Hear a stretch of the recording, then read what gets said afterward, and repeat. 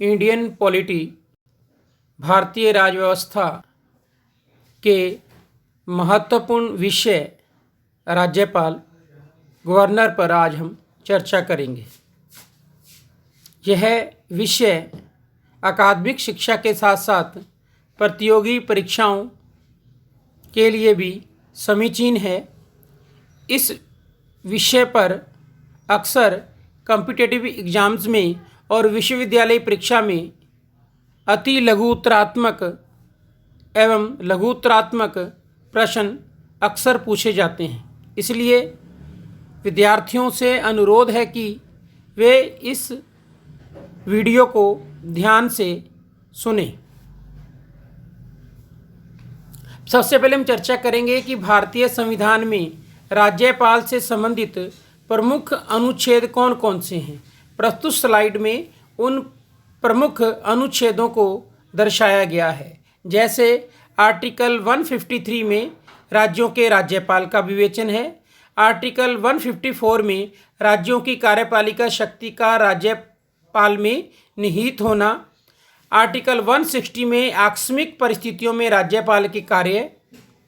Article 161 में क्षमा आदि की और कुछ मामलों में दंडादेश के निलंबन, परिहार या लघुकरण की राज्यपाल की शक्ति।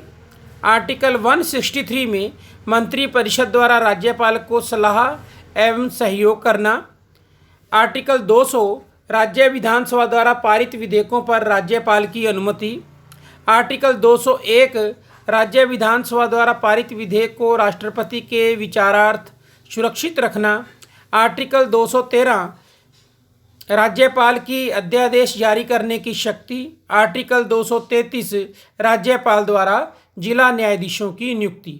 यह हमने देखे वह अनुच्छेद जो राज्यपाल के बारे में प्रमुख हैं और अक्सर कॉम्पिटिटिव एग्जाम्स में ये ऐसे प्रश्न पूछे जाते हैं। अब हम चर्चा करेंगे राज्यपाल के विषय में। राज्यपाल राज्य का संवैधानिक प्रमुख होता है। हालांकि वह मंत्रिपरिषद की सलाह से कार्य करता है, परंतु मंत्रिपरिषद की तुलना में उसकी संवैधानिक स्थिति अधिक स्पष्ट है। साथ ही वह राष्ट्रपति के समान असहाय नहीं है, क्योंकि राष्ट्रपति के पास केवल विवेकाधीन शक्तियां होती हैं, किंतु संविधान राज्यपाल को प्रभाव एवं शक्ति दोनों प्रदान करता है। उसका पद जितना शोभात्मक है उतना ही कार्यात्मक भी है। राज्यपाल अपनी कार्यपालिका शक्तियों का प्रयोग मुख्यमंत्री के नेतृत्व में गठित मंत्रिपरिषद की सलाह से करता है। राज्य सरकारों एवं उनकी कार्यप्रणाली का वर्णन संविधान के भाग 6 में अनुच्छेद 152 से लेकर 237 के अंतर्गत किया गया है। भाग 6 में उल्लेखित प्रावधान अपवाद स्वरूप केवल जम्मू एवं कश्मीर राज्य पर लागू नहीं होते थे, क्योंकि अनुच्छेद 370 के अंतर्गत जम्मू कश्मीर राज्य के लिए विशेष प्रावधान किया गया था, जो कि अब नहीं है। संघ शासित राज्यों से संबंधित प्रावधान संविधान के भाग 8 के अनुच्छेद 239 से 242 के अंतर्गत दिए गए हैं। राज्यपाल की नियुक्ति, अपॉइंटमेंट ऑफ गवर्नर। संविधान सभा की प्रांतीय संविधान समिति ने यह सुझाव दिया था कि राज्यपाल का जनता द्वारा प्रत्यक्ष चुनाव होना चाहिए, किंतु संविधान सभा में इस पर आम सहमति नहीं थी।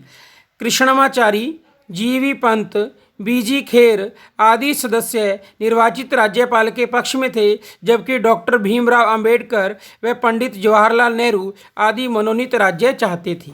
संविधान सभा ने कनाडा के संविधान का अनुसरण करते हुए राज्यपाल को मनोनीत किए जाने की पद्धति को अपनाया। यद्यपि भारत में संघात्मक शासन प्रणाली है, किंतु देश की एकता व अखंडता को बनाए रखने के लिए केंद्र व राज्यों से अपेक्षा अधिक शक्तिशाली होना आवश्यक समझा गया है। इसलिए राज्यपाल की नियुक्ति राष्ट्रपति द्वारा की जाती है, जो कि राज्य का प्रमुख होने के साथ साथ केंद्र सरकार के प्रतिनिधि के रूप में भी कार्य करता है। इस प्रकार हमने जो है अध्ययन किया कि राज्यपाल की दोहरी भूमिका होती है। राज्यपाल राज्य का संवैधानिक प्रमुख होने के साथ साथ संघ के प्रतिनिधि का भी कार्य संपन्न करता है। अब नेक्स्ट देखेंगे राज्यपाल की योग्यताएं, क्वालिफिकेशंस। आर्टिकल 157 व 158 के अंतर्गत किसी व्यक्ति में राज्यपाल पद के लिए निम्नलिखित योग्यताएं होना आवश्यक हैं। जैसे नंबर 1, वह भारत का नागरिक हो, वह 35 वर्ष की आयु पूरी कर चुका हो, वह किसी लाभ के पद, ऑफिस और प्रॉफिट पर ना हो, राज्यपाल संसद अथवा विधानसभा का सदस्य ना हो। यदि राज्यपाल संसद अथवा विधानसभा का सदस्य है भी तो जिस स्थिति से वह राज्यपाल का पद धारण करेगा उस स्थिति से उसका संसद अथवा राज्य विधानसभा में पद रिक्त मान लिया जाएगा। नेक्स्ट, राज्यपाल की शपथ। भारत के राष्ट्रपति की भांति राज्यपाल की शपथ संबंधी प्रावधान भी संविधान में वर्णित है। संविधान के अनुच्छेद 159 में राज्यपाल की शपथ से संबंधित प्रावधान किए गए हैं। राज्यपाल संविधान के संरक्षण, रक्षण एवं सुरक्षा की शपथ लेता है। नेक्स्ट है राज्यपाल का कार्यकाल।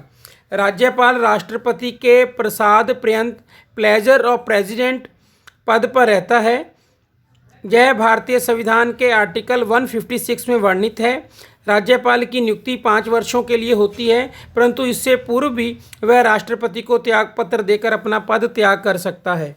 कार्यकाल समाप्त होने पर नए राज्यपाल की नियुक्ति तक वह पद पर बना रहता है। राज्यपाल को हटाने से संबंधित प्रावधानों का उल्लेख संविधान में नहीं है। नेक्स्ट है राज्यपाल का स्थानांतरण। राज्यपाल का एक राज्य से दूसरे राज्य में स्थानांतरण का किसी प्रकार का प्रावधान संविधान में नहीं है, परंतु व्यवहार में राज्यपालों का स्थानांतरण एक राज्य से दूसरे राज्य में राष्ट्रपति द्वारा किया जाता है। राज्यपाल के विशेषाधिकार। संविधान के आर्टिकल 361 के अंतर्गत राष्ट्रपति एवं राज्यपाल को अनेक विशेषाधिकार प्रदान किए गए हैं। राज्यपाल अपने पद पर रहते हुए अपने द्वारा किए गए कार्यों के लिए किसी भी प्रकार के न्यायिक अभियोग के लिए उत्तरदायी नहीं होगा।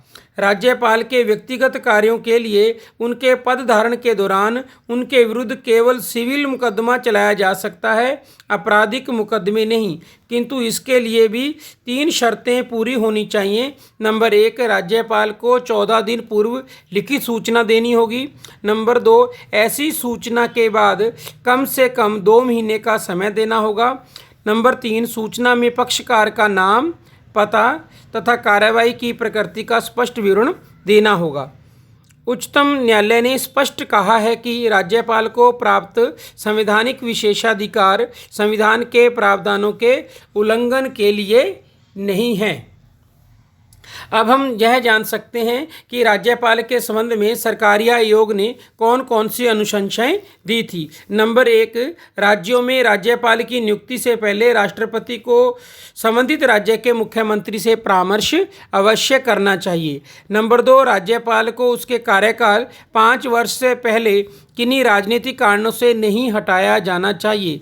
नंबर 3, राज्यपाल एक सक्रिय राजनीतिज्ञ नहीं होना चाहिए तथा साथ ही उसे स्थानीय दलीय राजनीति से संबंधित नहीं होना चाहिए। राज्यपाल को अनुच्छेद 356 को लागू करने की सिफारिश करने से पहले विभिन्न संभव विकल्पों की तलाश करनी चाहिए तथा आर्टिकल 356 का प्रयोग अंतिम विकल्प के रूप में होना चाहिए।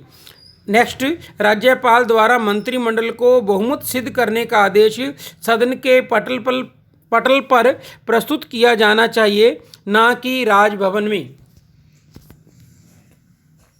धन्यवाद।